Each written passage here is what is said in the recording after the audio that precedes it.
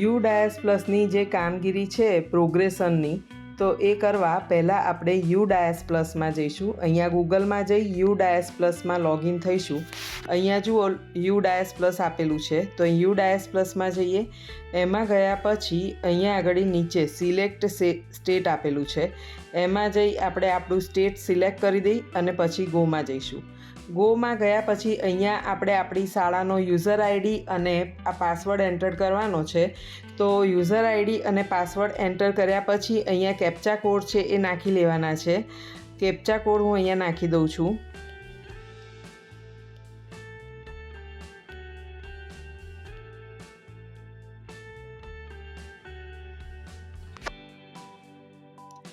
હવે લોગિન થઈ ગયા પછી આવી સ્ક્રીન દેખાય છે. અહીંયા 24-25નું વર્ષ બતાવે છે, તો આપણે 24-25ના વર્ષમાં જઈશું.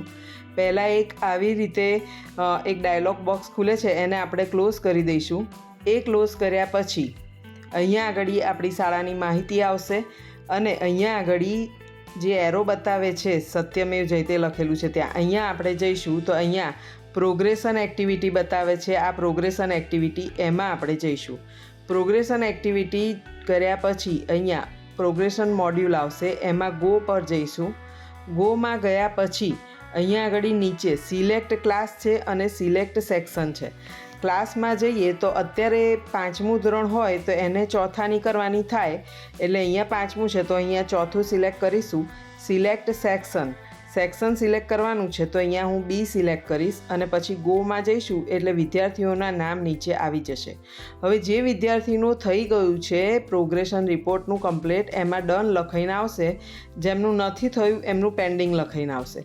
હવે જે પેન્ડિંગ છે એ આપણે કરવાનું છે, તો આપણે એક જોઈ લઈએ. હવે અહીંયા એક વિદ્યાર્થી છે, અહીંયા છે પ્રોગ્રેશન સ્ટેટસ, તો એનું શું છે તો પ્રમોટેડ અને પાસ્ડ વિથ એક્ઝામિનેશન એ કરીશું. પછી એ બાળક પાસ થઈ ગયું હોય તો આપણે અહીંયા પહેલું કરી દઈશું. બીજું એવું છે નોટ પ્રમોટેડ, જો નપાસ થયું હોય તો એ કરીશું. પછી છે પ્રમોટેડ અને પાસ્ડ વિધાઉટ એક્ઝામિનેશન, એક્ઝામ વિના, એટલે કે પહેલાં બીજાના બાળકો જે એક્ઝામ વગર પાસ થતા હોય છે ત્યારે તેમને આ કરીએ છીએ. અને ડિસકન્ટિન્યુ બિફોર એક્ઝામિનેશન, એટલે કે એક્ઝામ આપ્યું એ પહેલાં જે બાળક શાળા છોડીને જતું રહ્યું છે તો એમાં આપણે આ નિશાની કરીશું. પણ અત્યારે આ બાળક promoted and pass with examination, એટલે કે એક્ઝામ આપી અને પાસ થયેલો છે. હવે એના માર્ક જે ગઈ સાલ એને જે ટકા આવ્યા હતા એ ટકા આપણે અહીંયા લખી દઈશું. તો અહીંયા ટકા લખ્યા છે. પછી છે number of day school attended, એટલે કે ગઈ સાલ એના કેટલા હાજર દિવસ હતા એ આપણે હાજર દિવસ અહીંયા ભરી દઈશું. પછી છે સ્કૂલિંગ સ્ટેટસ, તો એમાં છે સ્ટડિંગ ઇન સેમ સ્કૂલ. જો બાળક હાલ આપણી શાળામાં જ છે તો આપણે આ કરીશું. પણ જો બાળક સર્ટી લઈને જતું રહ્યું છે તો લેફ્ટ વિથ સ્કૂલ ટીસી અથવા વિધાઉટ ટીસી, એટલે સર્ટી લીધા વગર કે સર્ટી લઈને બાળક જો શાળામાંથી ગયું છે તો આ કરીશું.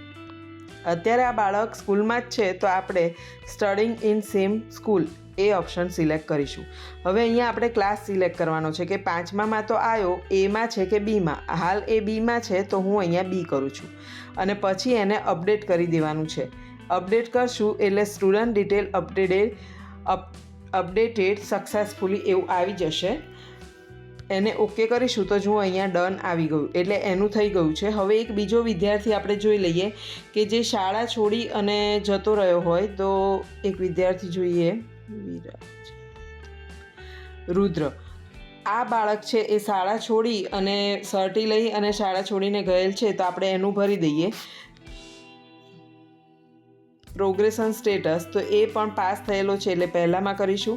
પછી એના ટકા કરવાના છે, તો આપણે એના ટકા લખી દઈએ.